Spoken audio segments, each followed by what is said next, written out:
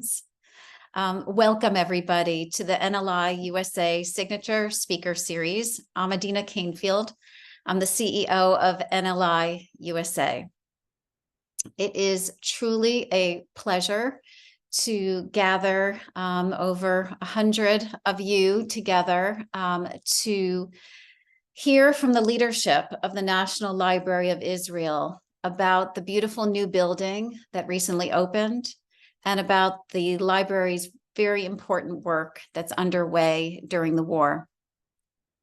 This event is an opportunity to come together during Hanukkah to be guided by the perseverance and spirit of the Jewish people. Those of us tuning in from outside of Israel, and of course, so many of you within Israel have been supporting the country in so many different ways. And today we're going to hear about the vital role that the National Library of Israel is playing in lifting the spirit and in reviving the soul of the country during this difficult time. The library strives to bring light to darkness, to bring strength to those that are affected by the war and by anti-Semitism. And it is preserving our history during this crucial time. So to share more about NLI's important work, I am going to introduce 4 amazing leaders who will be speaking to you today. And then, of course, toward the end of all of the presentations, you will have time to ask them questions. So please pose them in the chat function, and we'll address them at the end. So we're going to begin with Oren Weinberg, who is the CEO of the National Library of Israel, and he has been with the library since 2010 in that role. Oren supervises the ongoing NLI operations, including the library's renewal and most recently, the opening of the library's new home in its new building. Prior to joining NLI, Oren was the director of the Haifa University Library. He holds a BA in art history from Haifa University and an MA in library and information studies from Bar Ilan. We're also going to hear from Naomi Schacter. She heads international relations at the National Library of Israel and works closely with the library's many departments and programs, as well as external partners, where she is committed to advancing a wide range of programs at the library. She's originally from New York City and has a BA in art history and psychology from Barnard. She moved to Israel in 1983 and received an MA in public policy from Hebrew University. We are delighted to also have Dr. Raquel Ukeles with us. She is the head of collections at the library, where she's responsible for the overall development of all the library's collections and for digital, cultural, and educational initiatives based on those collections. She holds an undergraduate degree from Princeton and her doctorate from Harvard with a concentration on Islamic and Jewish studies. Raquel has published and taught on a wide array of subjects related to comparative Jewish and Islamic studies and on historical currents that shape Israeli society. And we also have Tsila Hayun, who is the head of education and culture at the National Library of Israel. Prior to joining the library in 2016, Tsila taught at the Kibbutzim College of Education, Technology, and the Arts in Tel Aviv. And she managed the Hotam production company for cultural content. She's also the author of 2 books. With this esteemed group, I know that you are going to have a very interesting hour ahead. And I am excited to open with Oren Weinberg, the CEO of the National Library of Israel. Oren? Thank you, Adina. Dear friends, thank you for joining us tonight. Chag Chanukah Sameach. Happy Hanukkah. In the last 2 months, we have witnessed unbelievable suffering. Every day, we wake up in light of more bad news, go to funerals, and pray for the release of those who were taken hostage.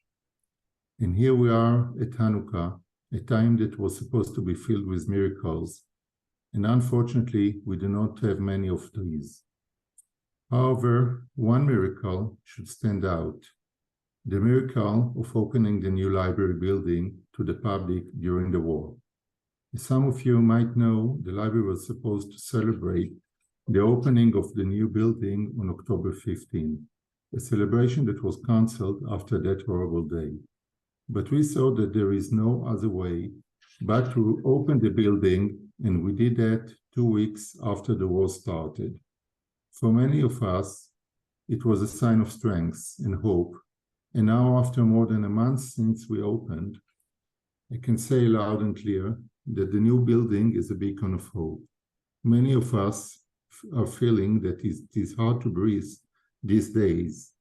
And we see so many coming to work, learn, research, and create in the new building. And they say that this building, this library, is where people can get some oxygen. The time is challenging. How and when the war will end, the lack of resources, while trying to document in a large effort the events of October 7th for the future, are challenging. But we are sure that the library will continue to tell that many stories of all of you from Jerusalem and for the future.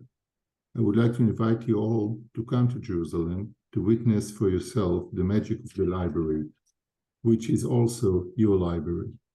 I would like to invite now Naomi to show you in a virtual tour the new building. Thank you.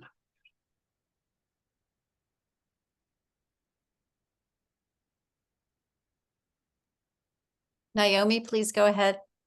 Okay, I'm just going to share screen. Hello, everybody. We're doing a tour, so this is a virtual tour. And are you seeing it? Yeah, let me just get it into the full screen mode. There we go. Okay. Hi, we're beginning our tour of the new National Library of Israel. Thank you for joining me for this. We're actually looking at the northern facade, the large wall there. I'm looking at it from the Reuben Kaplan Garden Trail, actually. I wanted to show this because so you could get a sense of the stonework and really feel that. This building was designed by Herzog and de Meuron, among the top architectural firms in the world. And this is the first building they ever did in Israel. And it's been an honor to work with them. The building, we're now standing at the entrance to the main entrance. We're opposite the Knesset, just to give you some sense of geography. And we will be entering shortly. The building is on land that was given to us by the government, and the construction of the building is in thanks to the Gottesman family of New York and Yad HaNadiv, the Rothschild family, and it was incredible to have most of the funds in place to build this incredible building even before we began excavating. You're going to be joining this group on this tour. So we're not a small group, so please stay with me as we enter. From the outside now, I'm just going to say a few words about the facade of the building. I showed it to you here. You can get a sense. As I mentioned, Herzog and de Meuron, this is the first building they did in Israel. When they got the project, they walked around Jerusalem to understand where the library, where their building would live. They went to the old city. They saw the walls of the old city. They saw the stonework, the erosion between the stones. And this is in part what they wanted to capture here with the stonework and the punch windows that are accented throughout. And it's Jerusalem stone processed on and then laid on concrete, not stone by stone, but in long sheets. We're going to go inside now. And, oh, whoops, sorry. And that's me. I'm your guide, Naomi Schacter. So join me. But I see some people are waiting, and we are going to light the Hanukkah candles together. And we have been doing that every day at 5 o'clock. And it's really beautiful. We do it at the Jacqueline Heller Information Desk, which is a very buzzing area with visitors. They get their audio guides here. And last night, Moshe Leon, the mayor of Jerusalem, brought hundreds of young people to light the Chanukiah at the library. And then they held an event in the David Geffen Auditorium. It has 480 seats in the auditorium. So it was very nice that Moshe Leon chose to have his event at the library. Let's look at the reading rooms. These circular reading rooms, you saw it was the backdrop of Oren's picture. It's become closely identified with the library, perhaps even the signature of the library. Herzog and Zimiron, the architects, call it the well of knowledge, the search for wisdom, for history, for meaning, for knowledge. So we hope you too will come to explore the well of knowledge on these 3 levels of above ground reading halls. And here we have to speak softly because we're inside. We've gone into the reading rooms themselves. They are full. They are very full. And it's so, like Oren said, it just feels like a miracle. And it's also heartwarming to get the appreciation from the readers and the visitors for enabling them to share in this spectacular space. The people on the right are actually facing a courtyard. That's a courtyard that holds a sculpture by Yechiel Shemi called Ship Fragments, made from fragments of the Exodus and Patria ships. There are other courtyards in the building as well. Here we have another view of the library, and I did want you to see the installation that we put in for the hostages, as we all think about the hostages all the time. And we did something different where one of our reference librarians researched each of the hostages in order to understand their interests and chose a book from the library and put it on the chair. So it will wait for them when they return. We're still on the level we entered at, and we're entering the Stephen Schwartzman education space.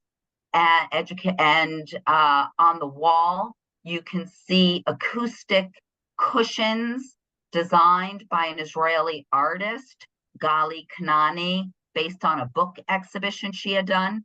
It is the largest art textile wall in Israel, and we have not found a larger one anywhere in the world. It brings beautiful color and design.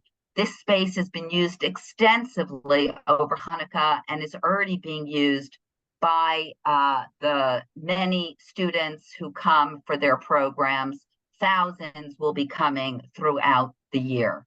From the education center, we're walking out to the Salt Fox courtyard. There will be tables and chairs here. You can get a sense of the beautiful light and the way it plays in the interior space.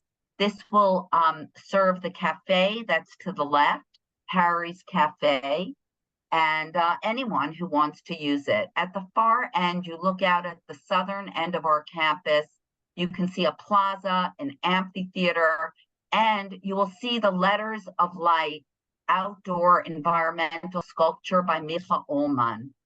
Micha Ullman designed and conceived of Letters of Light based on the Kabbalistic book, Sefer HaYetzirah, the book of creation, the book of formation. The idea of Sefer HaYetzirah is that God, saying the letters together with the light, created the world. And this is a working sundial. The sun goes through these stone shapes, and the letters are created on the ground from the light going through the negative space of the stones. In the middle of this circle of letters or stones that become letters are the opening letters of the alphabet, the A, the Aleph, and the Alif in glass, and they bring you down to the underground chamber. This is Micha Ullman. While the work was being done, you can see the letters here. After this tour, you're welcome to go to the underground chamber and to visit Letters of Light. There is an installation in the center of Berlin where the 1933 Nazi book burnings began. And there is an installation known as the Empty Library, which is a glass square flush with the ground. You look down and there are 4 walls of empty bookshelves there.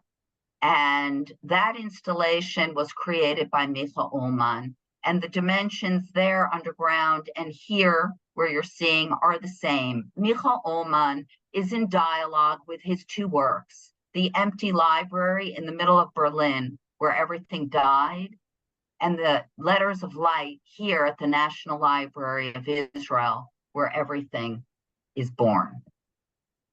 We're now going to begin the actual visitor experience, and the visitor experience includes an introductory film for inspiration, how people use books, music, manuscripts, and information about the library's history. During this challenging and sad time, we decided to take the giant LED screen here and put the faces and names of all those who were murdered on October 7th, as well as the fallen soldiers. And this is greets you when you come into the visitor center.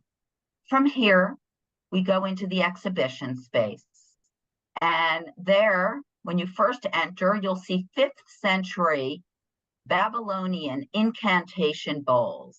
The writing in Aramaic is magical and is there to protect people from the demons. These were buried in outside of people's homes to capture the demons inside the homes. So we have them here. Hopefully we too are capturing the demons. We enter further into the exhibition space. This is the centerpiece. It's called Canonical Texts. It's where we keep some of our greatest treasures. At the far end is an archives area. We don't have time right now in this tour to really explore all the items in the exhibition space, but I do encourage you after the tour, come back and take your time. You're going to want to spend time here. Just some of the things you might see are the Maimonides commentary on the Mishnah from the 12th century. This is the Rambam Maimonides handwriting that we see here, and it is certainly one of our holy of holies, without a doubt. Chana Senesh archive is here. You'll see it in the archives table. We have 1,200 personal archives, and we have a 16th century collection of poetry as part of our Islam collection that is also here. I encourage you to explore. From here, the visitors, we will continue into the rotating exhibition space. There is an exhibition underway, not underway. It is called Encounters of Beauty. And it was a collaboration with the collector Renee Berginski of Switzerland, important Judaica collector, together with library treasures. Here you can see 2 ketubot, one from the Berginski collection and one from NLI. On October 7th, our security team came to the library and took out all of everything that was on exhibit in order to put it in storage to be safe underground, both in the permanent and special exhibition spaces. Last week, we reinstalled our permanent exhibit. We have not reinstalled yet this exhibit, Encounters of Beauty, due to insurance purposes. I very much hope we can do it soon, mainly because it means we're coming to the end of this terrible war, and also so that you'll be able to visit this space. We're going downstairs now, and I'm showing you staircases, because the staircases in this library are off the charts. Herzog and de Meuron are known for their staircases, and I encourage you, take a few minutes and look at the sensuality and the modern sculpture components of the staircases. We've come down a flight to L-1. We're in the Robert and Ruth Magid Hall, and there are circulation services in the back. There's a beautiful artwork by Michal Rovner here called Cypresses. You can't see the moving figures, but they are there. And this piece, together with two others, very much capture her works relating to migration and displacement and movement and texts. We're going to walk through the reading halls on this level to the back, where we have the Wolf Family Casual Study Lounge. And you can see it's become a popular place to sit on the sunken couch, to use the workrooms, the work study rooms. You can register online for free and take a space where you don't have to speak quietly like in the reading halls. And you can close the door and speak to your colleagues, your associates, whoever you're working with. We call it We Learn, and it's being taken advantage of, these spaces. We have about a dozen of them throughout the library. We're going down another flight to the Russell Berry Entrance Hall. In the back is the Seminar Center. This is on the level of the Judaica and Israel reading rooms. And we're looking at another Michal Rovner sculpture called Broken Time, this archaeological relic, if you will. You can't see the movement, but it's moving figures all over it. And it's we're very honored to have her artwork. There's other artwork in the library by Edmond Duval as well. You're seeing a pop-up cafe until the real Harry's Cafe is ready.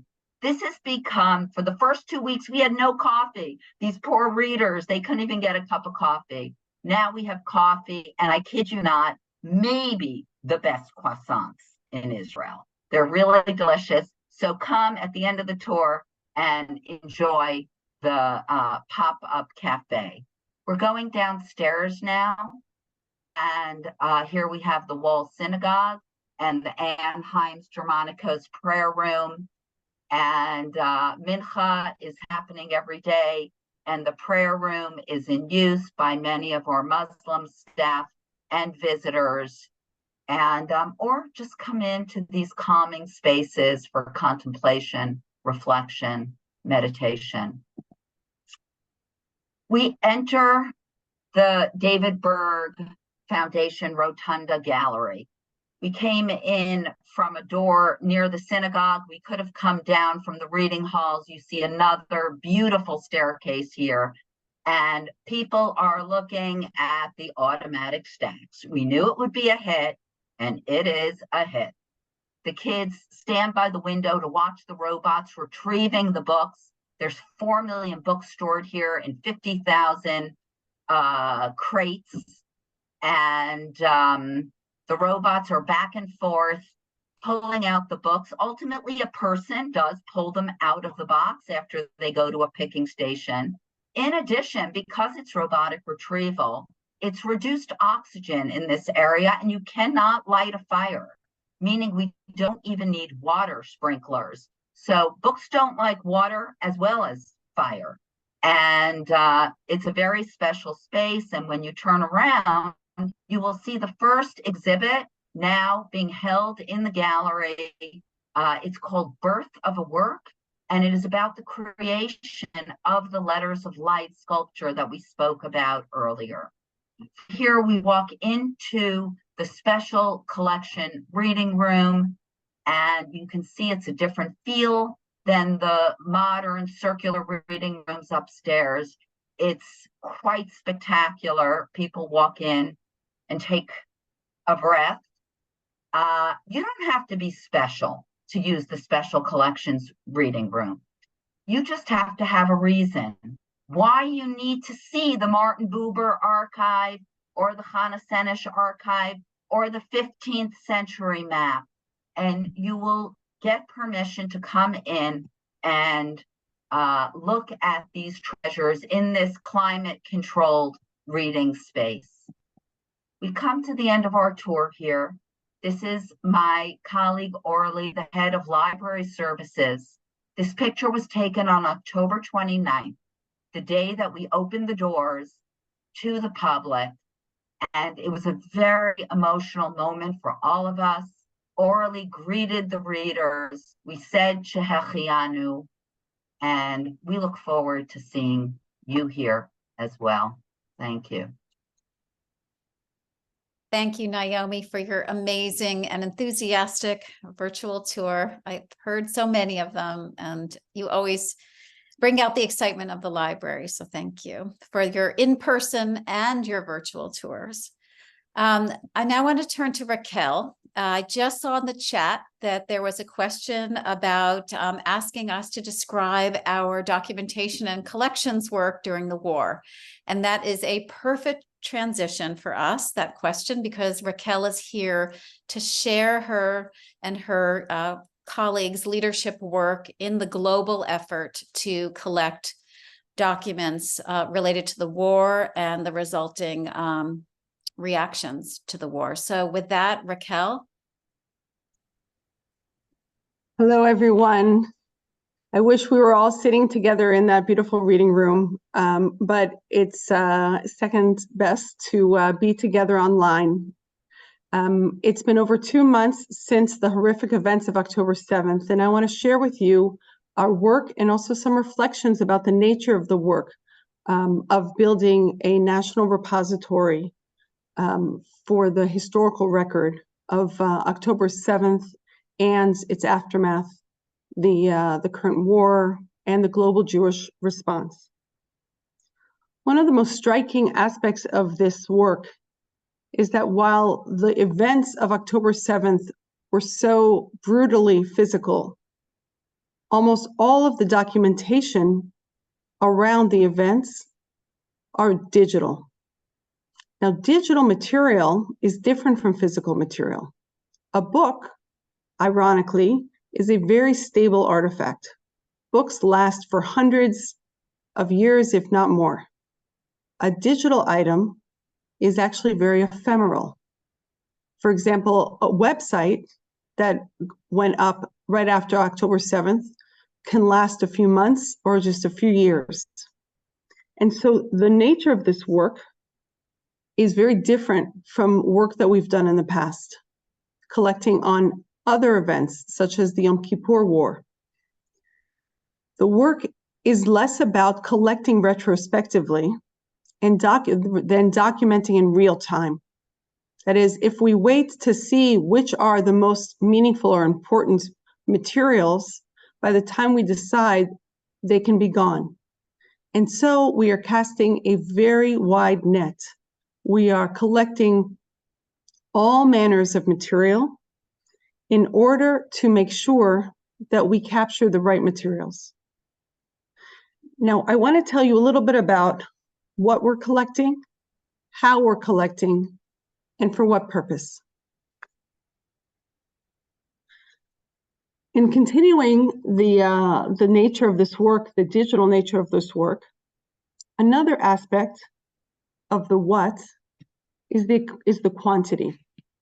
Unlike other catastrophes in Jewish history, where libraries and cultural heritage institutions had to collect the shards after the fact, in this case, and despite the fact that there emerged very quickly those who minimized or denied the brutality of October 7th, in this event, there is massive amounts of material. There are hundreds of thousands of videos. There are tens of thousands of social media accounts. There are tremendous numbers of photographs, of writings, of discussions and debates and activities. And so we are collecting all of it. We started right after October 7th, collecting websites, downloading what we call archiving websites and social media. We moved to collecting video footage from all aspects, whether it's from the material that Hamas uploaded to the social media, to the video cameras of soldiers, of eyewitnesses, of survivors, of photographs, including 3D photographs, and then moving on to the beginning of reflection of oral testimonies and written testimonies and stories. And then more recently, we're seeing more and more original writings of this event and of the war. Poetry and music, diaries and stories, prayers, sermons, and classes. And of course, eulogies. As Oren mentioned, all the time, eulogies. This material covers both October 7th and the last 2 months.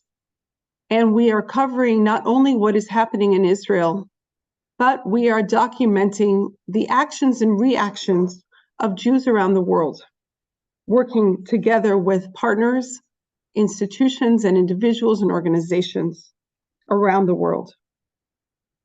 Of course, we're collecting material around the crisis, the unfortunately ongoing crisis of the hostages, the war, the wave of anti-Semitism, and on the positive side, this extraordinary solidarity movement that's developed here in Israel of tremendous civic activity and social, political, and cultural and religious debates.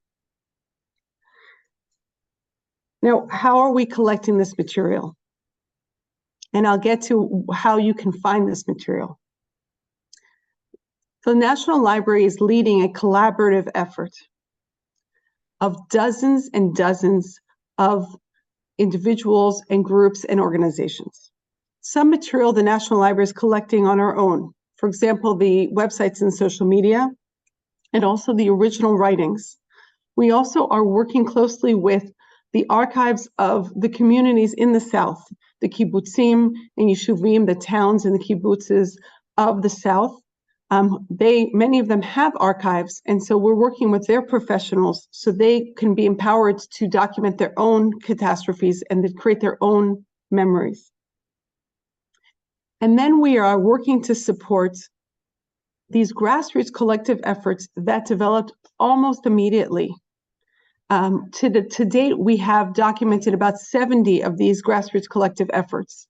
And the National Library, together with experts in the fields of oral testimonies, have been offering guidance of what we do well, our expertise in how to collect material, how to record, and what we call metadata, to write down the information around this material. We are providing expertise about issues of privacy and intellectual property, to be very, very sensitive to the content of this material. And the library has tremendous agility in terms of opening or closing material as appropriate. So we're offering this expertise. And we're also offering a home, a long-term repository for all of these efforts, because most of these people are volunteers. They walked off their day jobs in heroic ways because they understood the historical import. And so they are looking for how they can record and preserve their material for posterity. And they're so grateful that the National Library is in position to receive this material. Now, I want to be honest, eventually, and to the purpose, eventually we will be building a long-term repository, a database with all the material and an archive that will allow you and your children and your grandchildren, please God, in order to find material. And we're going to be cataloging the material according to the person, the place, the time, whether even the time of the day. And we will be using and harnessing all of the recent technological advances of AI in order to make the material as accessible as possible and as findable as possible. But this takes time because we're going to do this work correctly. And we're going to make sure that anything we open access to is legally and morally appropriate to do it. And so the purpose is to fulfill the mission of the National Library as the institution for cultural collective memory, both of Israel and the Jewish people worldwide, to preserve this material for the historical record, and to make sure that there is always a way to remember the victims, the survivors, the fighters, the supporters. And so we continue to preserve and open access to our cultural memory. Thank you very much. Thank you so much, Raquel, for sharing this incredibly important project. I know that, you know, all of us, when we see newspapers from 100 years ago and we're reading, you know, when I see them now, I think 100 years from now, who's going to be looking at the material that you're gathering? And it really puts this war and this documentation effort, I think at its core, makes us all understand from a public standpoint the role, the core of the mission of the library. You are preserving, or we are preserving, history as it's happening. And I think nothing drives it home more than what's happening right now. So thank you for this work that you're doing for all of us. Okay, with that, I want to now turn to Tsila, who is committed to bringing all of the collections and the treasures to life in meaningful ways for the community through her leadership on the education and culture front. So Tsila, if you could share some of the recent initiatives that you and your team have launched, in particular during the war. I turn it to you. You need to put you're on mute, Tsila.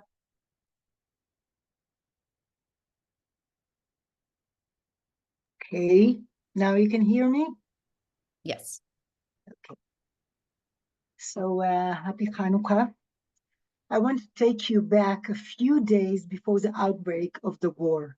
Right before Sukkot, the culture team was extremely busy. He was preparing the parties and grand opening events. The staff didn't even go on vacation for Sukkot because of this preparation. Then we wake up at the morning of October 7th. At October 8th, we realized that the events hit us personally brutally. When we learned that the family of one of our cultural team members, Maya Kedem, her family was murdered in the kibbutz. Maya lost her sister husband, and their 3 small children, and their grandmother.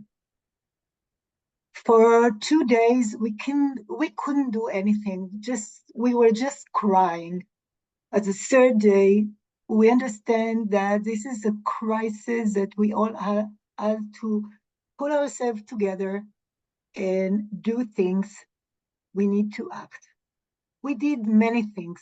I will share with you 3 projects. We launched a special initiative for students worldwide. We reach out to educators with this message. We are inviting your students to share letters and drawings to the Israeli soldiers and families. It will be a meaningful way to show support and raise people's spirits in these difficult times. We at the library have many letters written by children in the past wars of the Israeli state. Your letters also be preserved in NLI collection. The response for that was amazing. In 3 days, we had around 1,000 students from all over the world sending us letters. It came from Argentina, Bulgaria, Chile, Colombia, Czech Republic, Finland, France, Israel, Mexico, Moldova, Panama, Peru, Spain, Switzerland, UK, USA. They all send letters through this initiative. I want to share with you some of the letters. Atara, can you please give us a chance to see some of the letters? So you see the drawings, and can you change it to another letter?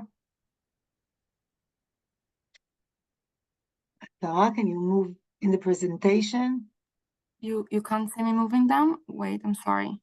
Something about the technicalities. Wait.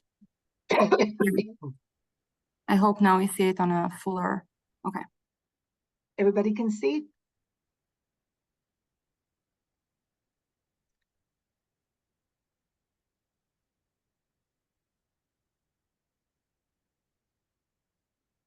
So what we did is we took the drawings and the letters, and we print them in many copies, and then our team sent them to our troops in the Gaza border, and then our team went to spread it themselves with soldiers that were in Jerusalem. Here you can see. Maybe you would show us the.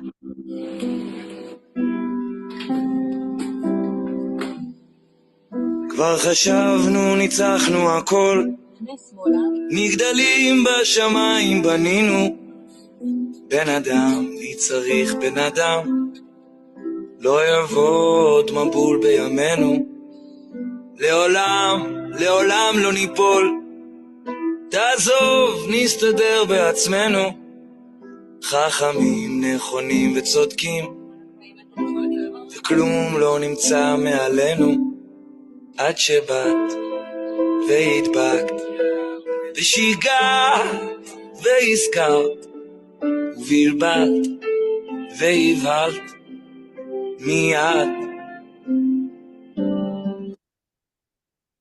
Thank you, Atara. And I must tell you, can you go out of the presentation? I must tell you that it needs a lot of motivation and some braveness to go outside, walking the streets. Sometimes there were siren and you had to run and to look for a shelter. But they all needed to see the eyes of the soldiers when they got these letters of support. A week after the outbreak of the war, it became clear to us that there was a need to establish schools for students who are evacuated from their homes and now live with their families in hotels in Jerusalem. So we were thinking what we can do, and then we realized that in our possession is the old and empty building of the National Library that used to be in the campus of Givat Ram. This building is empty, is large, and is full with furniture. The building was, of course, not suitable for receiving students. It was full of old furniture left behind. So we had many volunteers with our team that were cleaning the building, painting the wall, organizing classrooms, even collecting sport accessories and games, and even a ping pong table. So the children will have a place to learn and place to relax and play. There were a volunteer team, principal, and teacher that came to teach in the school. And our team were organizing the curriculum and everything that was needed to have a proper school.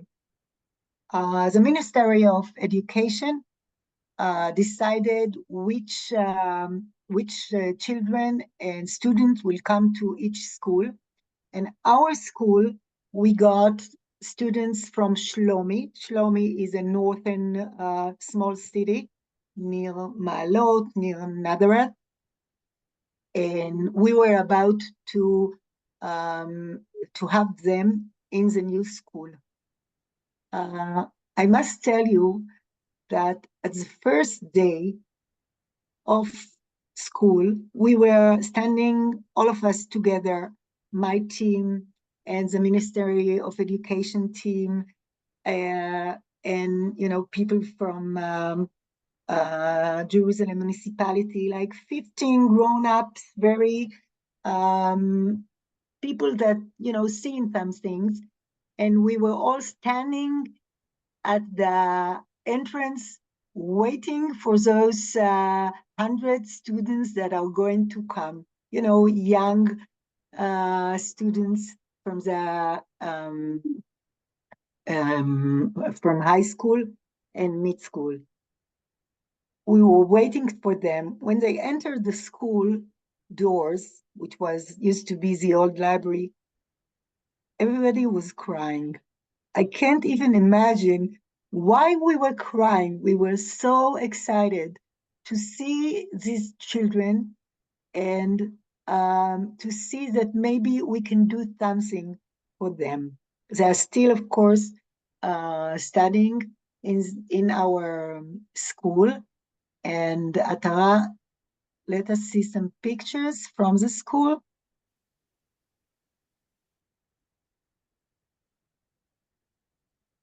Here you can see, this is the entrance. This is the famous Ardon windows. So you can see here they have a tour at the laboratory of the Hebrew University. So we are giving them, and here they are at the workshop for Hanukkah, playing with dog. And so you can see these are old buildings that hosting new school. We needed to give this school a name. We decided that the name of the school will be Kedem School. Kedem is a name of the family of our friend that was murdered. Kedem in Hebrew is also east, and it's also the traditional direction where Jews are looking. They are looking to the east. So this is our Kedem School. The last project that I want to share with you was a new initiative to have a book mobile that will go from one hotel to another and meet children, young children, and their parents and their teachers, and give them an hour of magic from the books and children literary. So let's look at this book mobile. Atara, can you show us the book mobile that we create?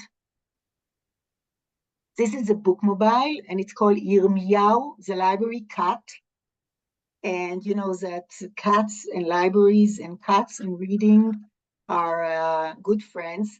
So we bought a car, and we make it look like a big cat. In this book mobile, we have thousands of books. Each children that participate in this meeting have a present. He can choose and pick a book for himself. And there is a theater play about the magic and fantasy of literacy and books. And our team is going from one place to another and giving theater play, and then have games with the children, and then each boy and girl can pick themselves a book.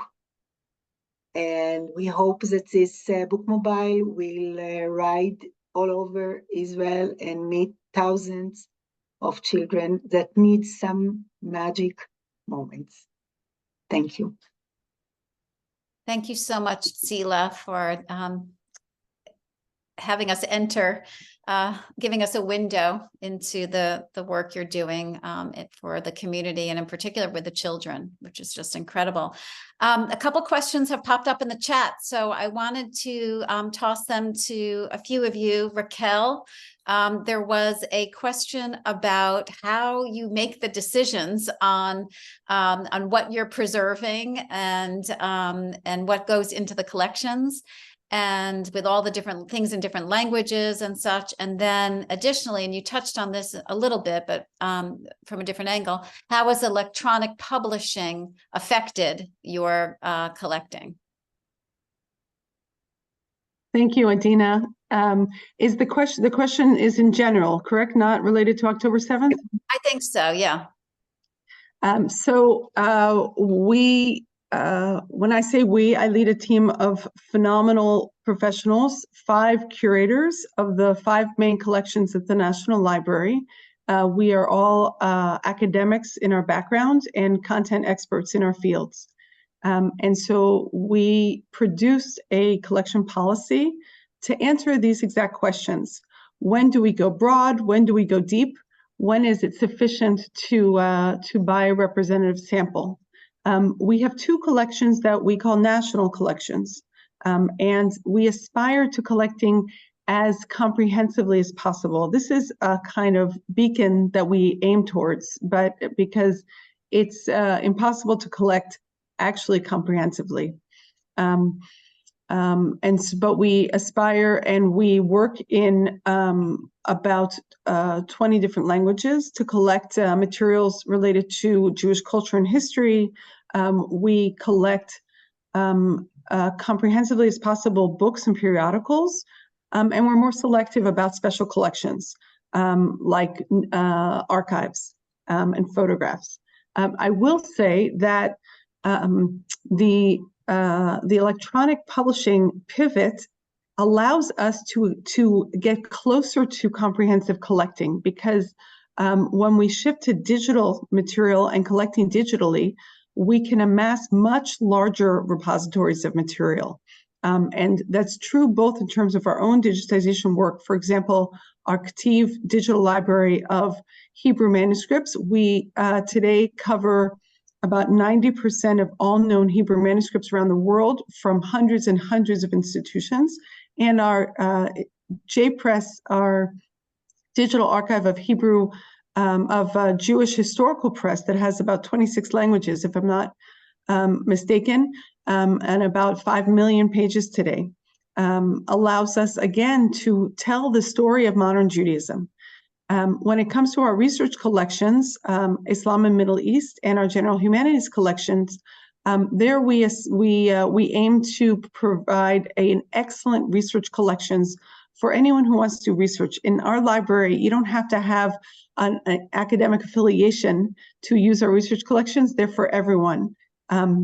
And we also use electronic resources in order to expand our collections. And more recently, we've been able to start making material accessible beyond the walls of our library in order to meet the needs of younger people who have expectations that things are accessible on your mobile phone, and also older people who want that service as well. And so in our collections work, we are always striving to collect as broadly and deeply as we can. I'll just say one more piece of this, and that is, in recent years, we have put a greater focus on making sure to build as diverse a collection as possible, to make sure that we're not just covering the mainstream, the known, but to get to the edges, the corners, the minority voices, both within Israel and in and among Jewish communities and Jewish cultures, both historically and today. The final collection, just to round it out, is our National Sound Archive and our music collection that specializes in Israeli and Jewish music. And there as well, we aim to collect as much as possible using the digital resources of today for both popular music and artistic music and liturgical music, and also using oral collection methods of to document those communities that are less accessible. I'd be happy to answer more questions if I haven't covered it. Great. Thanks, Raquel. There was a question about, with all of the things that we're collecting, how do we have enough space for everything? Are we running out? Of course, we've moved into a new building. Is there plans to, how do you store everything? So that's an excellent question. When it comes to physical material, and when we were building this new building, we built a physical, that robotic stacks that Naomi showed. And we thought that would serve our needs for the next 20, 25 years. But that was based on an assumption that physical materials would become less and less important. But as some of you knows, books are still hanging in there, and we continue to buy books. And so we probably have enough storage materials. It depends on how my team does in terms of our acquisitions, but just for another few years, and then we're going to have to think creatively about where we store materials. But we try to not let that be a hindrance about building our collections. On the other hand, when it comes to digital collections, we have a lot more flexibility because of cloud servers and the capacity to acquire more and more digital capacity. And so we're in this very interesting historical transition in human knowledge and the human production of culture, where we're still in physical, but we're pivoting more and more to digital. And so that's a question I would love to answer in a few years. And Raquel, I know that you know the collections better than anyone on this right now. So I have to ask, I got the question, what's your favorite? What what comes to mind right now, or what is what's significant to you in? Well, I'm thinking these days when I'm not working on the October 7th difficult documentation project. We're in touch with a professor at Tel Aviv University who has a phenomenal program called those who hold the Orit, what's called the Aktatuk, the sacred scriptures of the Beit Israel, the Ethiopian Jewish community, and we are hopefully going to be doing a project to collect recitations of the Orit by the Kesim, by the equivalent of the scholars and the teachers of the community. And it's a program that teaches younger generations of Ethiopian Jews how to read and interpret the Orit.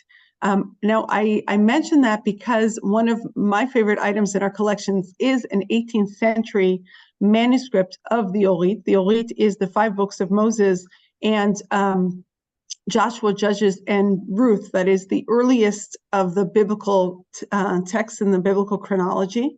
And it's a beautifully written text in Ge'ez, in the sacred language, both of Christians and Jews in Ethiopia.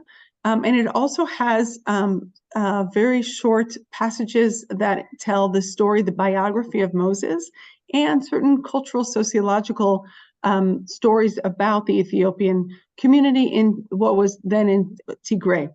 And so I bring this as an example of how our collection serves as the raw material, both in terms of our cultural and educational work, but also in terms of building forward in order to really collect as broadly and deeply as possible, in this case, Jewish culture. That's amazing. I love that one as well. And I know it's featured in our traveling exhibition of high quality facsimiles, so people can get a feel for that treasure in their communities, and people have been drawn to that in particular. So thank you for pointing that out, Raquel. There are some more questions, but I'm going to respect everybody's time.